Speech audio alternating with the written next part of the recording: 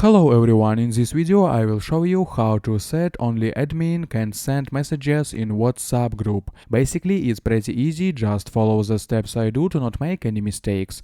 So it happens that you want only the administrator to be able to send messages in the WhatsApp group. Today we will learn this. First of all, go to WhatsApp and open the desired chat with the group. Next click on its name and scroll down. Select group permissions.